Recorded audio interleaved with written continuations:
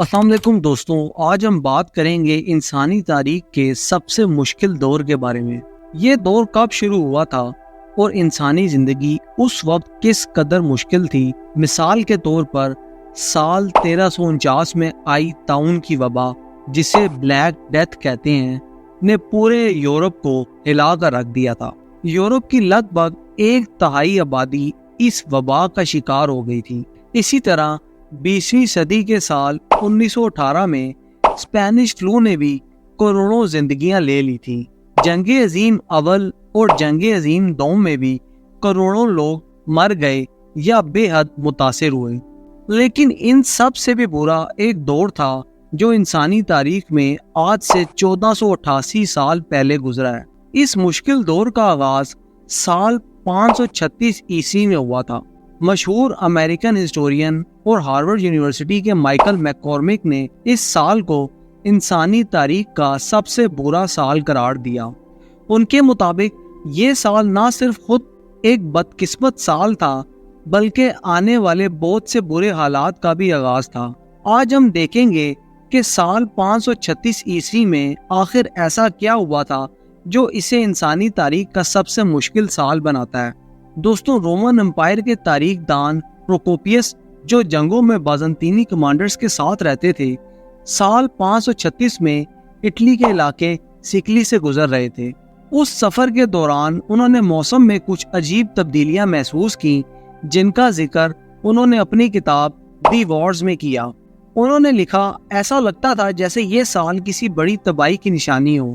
سورج اپنی روشنی تو بکھیرتا تھا، لیکن اس کی کرنوں میں وہ روشنی نہیں تھی۔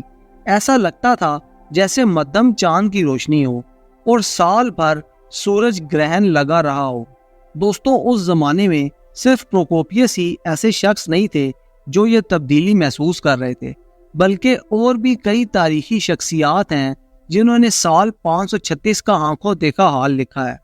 جیسے کہ مائیکل دی سیرین، جو آرتھوڈاکس چرچ کے رہنما تھے، انہوں نے اپنی کتاب میں لکھا کہ سورج ہمیں کچھ بتانے کی کوشش کر رہا تھا۔ ہم نے ایسا منظر پہلے کبھی نہیں دیکھا تھا۔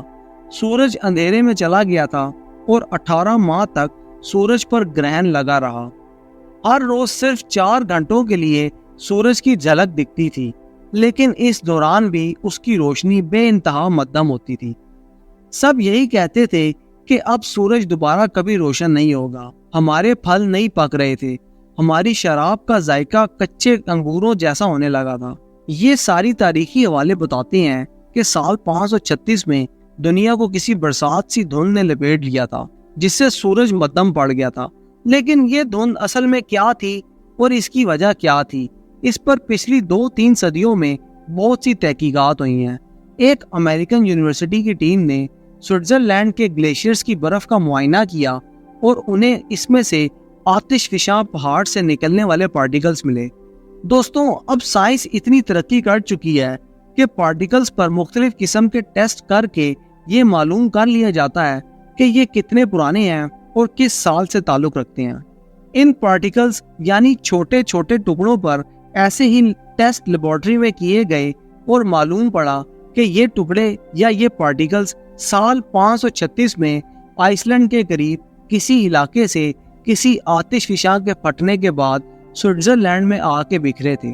اسی طرح گرین لینڈ اور انٹارکٹیکا کے گلیشیئرز میں بھی کچھ ایسے ہی ٹکڑے اور پارٹیکلز اور کیمیکلز وغیرہ ملے ہیں جو آتش فشاں کے پھٹنے سے ہی بنتے ہیں اور لگ بھگ 1500 سال پرانے بھی ہیں۔ ان تحقیقات کے بعد سائنٹسٹ اس نتیجے پر پہنچے کہ سال 536 میں ہونے والی موسمی تبدیلیاں اور پر اثر دھند کی وجہ اصل میں آتش فشاں پہاڑ تھے۔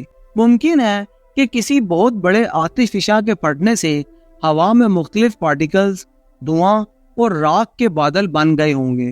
جب کوئی آتش فشاں پھٹتا ہے تو یہ سلفر ڈائی آکسائڈ اور دیگر کیمیائی مادوں کو ہوا میں نکالتا ہے۔ یہ پارٹیکلز اور راکھ اکٹھا ہو کے فضا میں ایک تہہ سی بنا لیتے ہیں جو سورج کی روشنی کو واپس خلا میں ریفلیکٹ کر دیتی ہیں۔ 1990 کی دہائی میں آئرلینڈ میں ٹری رنگز پر ریسرچ ہوئی۔ ٹری رنگز کسی درخت کی سالانہ گروتھ کو ظاہر کرتی ہیں۔ جو درخت جتنا پرانا ہوتا ہے اس کے تنے یعنی سٹیم میں اتنی ہی زیادہ رنگز بنی ہوتی ہیں۔ سال 536 کے درخت تو آئرلینڈ میں ظاہر ہے کہ اب موجود نہیں، لیکن جب کوئی درخت ختم ہوتا ہے تو اس کی لکڑی یا اس کا تنا مکمل طور پر ختم نہیں ہوتا، بلکہ گزرتے سالوں کے ساتھ ان میں سے کچھ زمین میں دب جاتے ہیں۔ اس ریسرچ میں انہی تنوں کو ڈھونڈ کر ان پر ریسرچ کی گئی اور یہ بات ثابت ہوئی کہ سال 536 میں سورج یقیناً غائب تھا، کیونکہ سال 536 کے قریب ان درختوں کی گروتھ یعنی بڑھوتی میں کچھ تبدیلیاں محسوس ہوئی تھی۔ ظاہر ہے کہ سورج کی روشنی نہ ملنے کی وجہ سے ان درختوں پر بھی اس سال اثر ہوا ہوگا۔ اسی طرح کچھ دیگر ریسرچ بھی اس بارے میں ہوئی ہیں۔ تاریخی ریکارڈز میں موجود اس سال کے متعلق لکھے گئے مواد سے بھی مدد لی گئی اور یہی نتیجہ نکالا گیا کہ سال 536 میں کسی بہت بڑے آتش فشاں کے پھٹنے سے دنیا کا نصف کرہ شمالی یعنی ناردرن ہیمسفائر کے علاقے یورپ، مشرقی وسطی اور ایشیا کے ممالک متاثر ہوئے تھے، لیکن اب تک یہ اتفاق نہیں ہو سکا کہ یہ آتش فشاں ایگزیکٹلی کس علاقے میں پھٹا تھا۔ 10 برس تک یہاں ٹھنڈ کا راج رہا۔ یہ بھی ریکارڈ میں محفوظ ہے کہ ان سالوں میں گرمیوں کے مہینوں میں بھی برف باری ہوتی تھی اور آسمان سے راکھ اور گرد گرتی تھی۔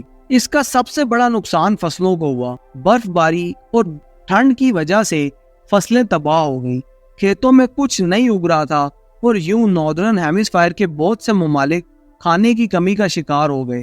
لوگ سمجھنے سے قاصر تھے کہ یہ سب کیوں ہو رہا ہے، سورج کہاں غائب ہے اور ہر وقت یہ دھند کیوں چھائی رہتی ہے۔ رومن اسٹیٹسمین اور رائٹر کیسیوڈرس ان حالات کے متعلق اپنے خط میں لکھتے ہیں، میں جانتا ہوں کہ دنیا ایک تنا کی بنیاد پر نہیں چلتی۔ خداوند عالم اپنے فیصلے بلا وجہ نہیں کرتے۔ جو کچھ دنیا میں ہو رہا ہے اس کی وجہ سے انسان ڈرا ہوا ہے۔ لگتا ہے کہ سورج اپنی تیز روشنی کھو بیٹھا ہے، اس کی روشنی ہلکی نیلے رنگ کی سی ہو گئی ہے۔ ہم حیران ہیں کہ دوپہر کے وقت بھی ہم دھوپ میں اپنا سایہ نہیں دیکھتے، سورج کی تپش بھی باقی نہیں رہی، یہاں تک کہ چاند بھی اپنی چاندنی نہیں بکھیر رہا۔ یہ سال بہت عجیب ہے، ہم اپنی فصل کہاں سے حاصل کریں؟ ہماری فصلیں ان مہینوں میں ٹھنڈی پڑ چکی ہیں۔ کیسیوڈرس نے اس خط میں بارشوں کے نہ ہونے کا ذکر بھی کیا اور اس وجہ سے پھلوں کے تیار نہ ہونے پر بھی وہ افسردہ تھے۔ دلچسپ بات یہ ہے کہ 20ویں صدی کے آخر میں